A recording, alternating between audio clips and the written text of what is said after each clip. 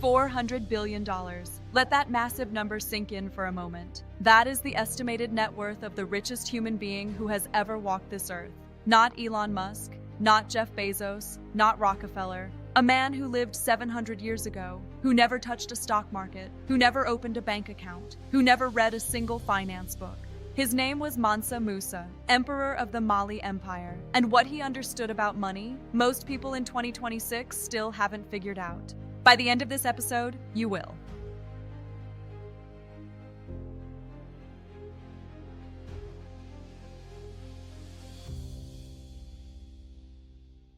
To understand Mansa Musa, you first need to understand the world he was born into, West Africa, early 1300s. While Europe was crawling through the Middle Ages, plague, poverty, feudal chaos, the Mali Empire was thriving. It stretched across nearly 2 million square kilometers. Modern-day Mali, Senegal, Gambia, Guinea, Niger, all of it under one crown. And sitting directly beneath that crown was the most valuable resource on the planet at the time. Not oil, not diamonds, gold, and salt. The Mali Empire controlled more than half of the world's gold supply. And in the medieval world, salt was worth its weight in gold. Literally, people used it as currency. So Mansa Musa inherited an empire sitting on top of two of the most valuable commodities in human history. But here's the thing. Plenty of rulers before him had the same resources, and none of them came close to his wealth, because it wasn't the gold that made him rich, it was what he did with it. Mansa Musa took the throne in 1312, and from day one, he didn't just extract wealth from his empire, he multiplied it. He turned his empire into a magnet. Wealth didn't just come from the ground, it flowed in from everywhere. And every coin that came in, he put back to work. That's where my husband comes in, because what Mansa Musa was doing has a very specific name in modern finance. What Mansa Musa was doing is called compound growth, and I want to explain this in the simplest way humanly possible, because once you understand this, the way you see money will never be the same. Let's start with $1. You invest that dollar. It earns 10% in a year. Now you have $1.10. Simple so far. Year 2, you don't earn 10% on your original dollar. You earn 10% on $1.10. So now you have $1.21. That extra cent doesn't sound like much, but here's where it gets extraordinary.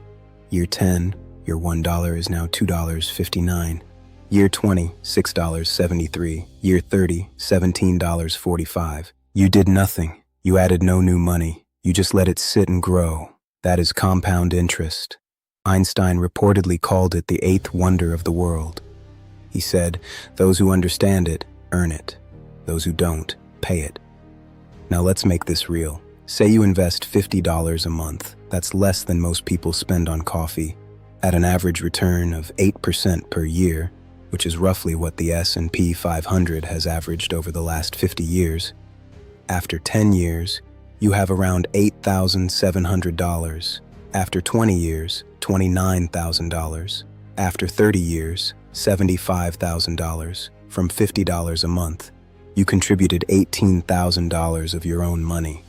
The rest, $57,000, was created entirely by compound growth.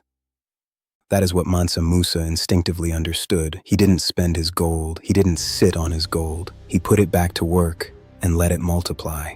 Now, here's the brutal truth about what most beginners do instead. Last episode, we talked about how your savings account is quietly making you poorer. A savings account earning 1 to 2% interest, while inflation runs at 3 to 4%, means your money is losing purchasing power every single year. You're not saving. You're slowly losing. Mansa Musa never let his wealth sit still. Neither should yours. But before we talk about exactly what to do, my wife has the most jaw-dropping part of this story. And trust me, you are not ready for it.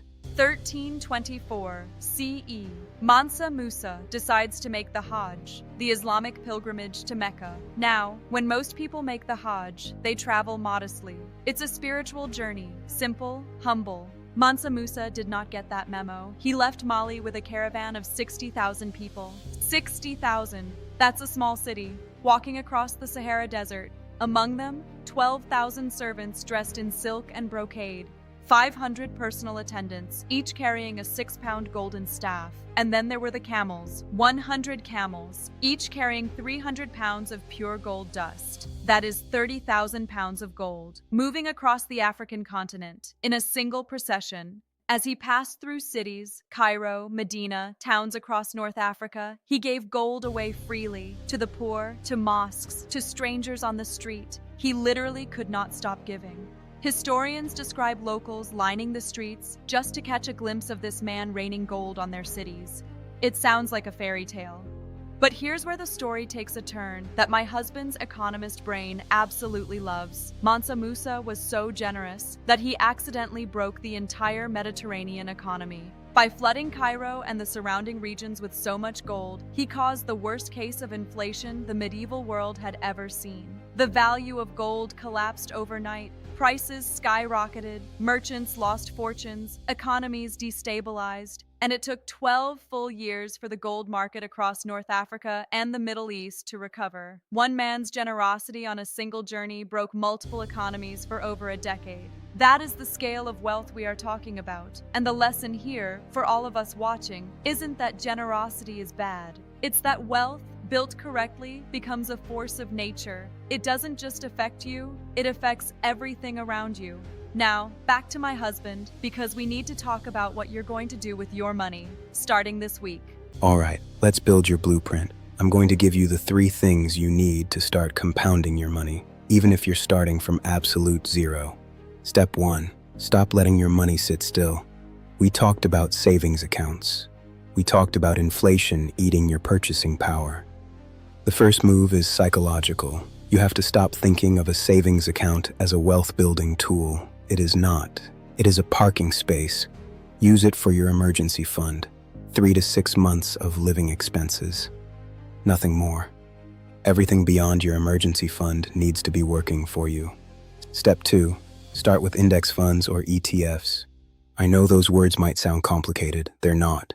Let me break it down. An index fund is simply a basket of the biggest, most successful companies in the world. When you buy into an index fund, you own a tiny piece of Apple, Google, Amazon, Microsoft, and hundreds of other companies, all at once, for the price of one share. You don't need to pick stocks. You don't need to follow the market daily. You just buy in and let compound growth do the work.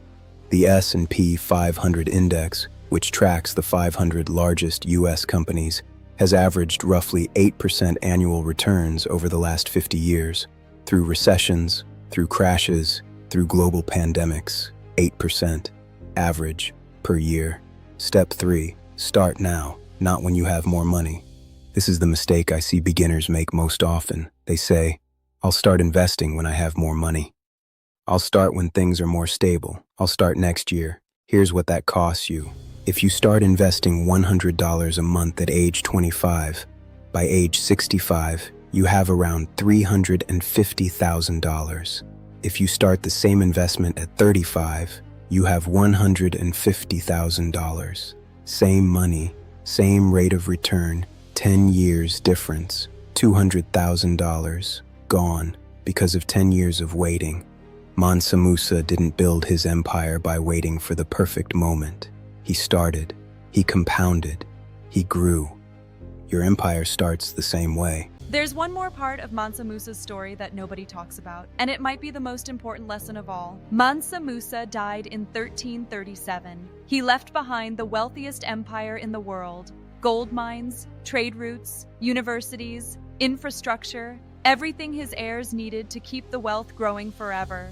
Within 50 years, the Mali Empire had collapsed. His heirs fought over the throne. They neglected the trade routes. They stopped reinvesting. They spent the wealth instead of compounding it. $400 billion worth of empire, gone within a single generation. And this isn't unique to Mali. History is full of this exact story. The Romanovs, the Ottoman sultans, the Spanish crown after looting the Americas, dynasty after dynasty that built extraordinary wealth and lost everything in one generation because they stopped doing the one thing that built it. They let it sit still. They assumed the wealth would take care of itself. Generational wealth is not built in one generation. It is lost in one generation, the moment you stop treating money the way Musa treated it. as a force to be grown, not a resource to be spent. What the Queen just described is the single biggest financial mistake families make across every generation. First generation builds, second generation spends, third generation starts from zero. The tool that breaks that cycle is the same tool Mansa Musa used 700 years ago: compound growth. You don't need to pick stocks. You don't need to follow the market daily. You just buy in and let compound growth do the work. $50 a month, 8% average annual return, 30 years, $75,000. Built from 18,000 of your own money. The rest, created entirely by compound growth. That is your empire. It starts small, it grows quietly, and if you never stop, it becomes a force, just like his did. So, before next Tuesday, we have one challenge for you. Just one thing. It takes 10 minutes. Go and open a brokerage account, not a savings account, a brokerage account. Fidelity, Vanguard, Schwab, eToro, pick one. Open it. You don't have to put a single dollar in yet. Just open the door. Because Mansa Musa's empire didn't start with $400 billion. It started with one decision to put what he had to work. Next Tuesday, we're going to tell you exactly what to put in that account. Which funds, how much, how often, step by step, beginner friendly, zero jargon. If this episode gave you something, share it with one person who still thinks a savings account is enough. And if you haven't seen episode 3 yet, go watch it now. It's the episode that explains exactly why your savings account is quietly working against you. Link is right there. Subscribe, turn on notifications. We'll see you Tuesday. Coin, conquer, empire,